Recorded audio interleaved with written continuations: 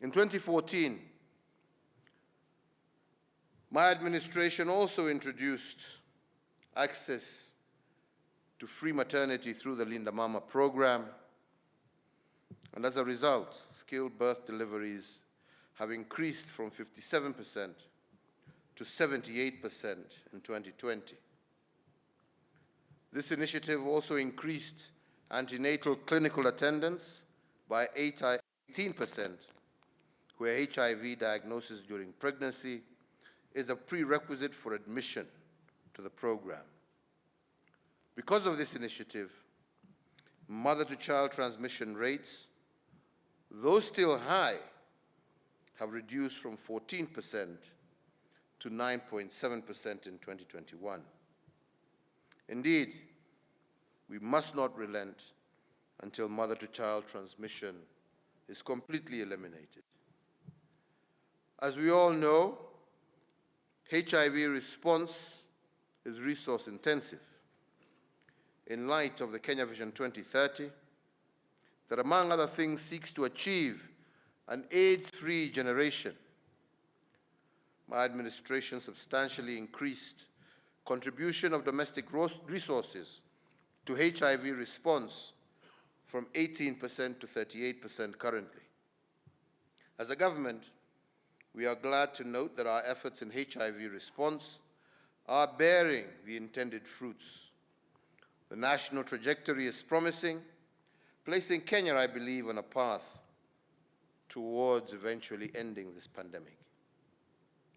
And in this regard, I today also wish to commend our researchers, policy experts, programmers, civil society organizations, and also our development partners for these achievements.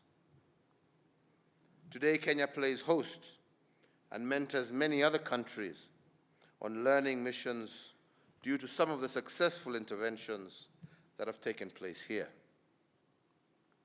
Ladies and gentlemen, this year, our theme is to end teenage pregnancy towards eliminating inequalities as well as new HIV infections.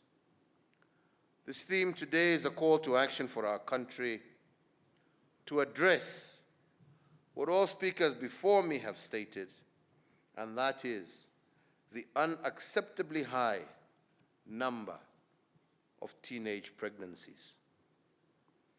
The recently recorded high incidences of teenage pregnancies in the country undermines Kenya's socio-economic development and negates the progress made to end HIV as a public health threat. Teenage mothers today are at greater risk of poor health outcomes, as we have heard from our two young people, such as premature birth, low birth weight, and prenatal death.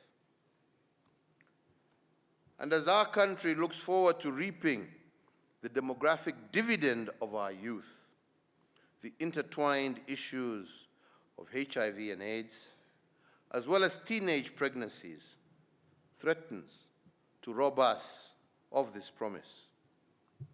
HIV-related stigma and persistent gender-based violence remain unabated, undermining community-led efforts despite 3 decades of our concerted national response. And so today, I once again call on all officers in national government and also in our county governments and also community leaders and all stakeholders to scale up context-specific solutions to end teenage pregnancies in the short term.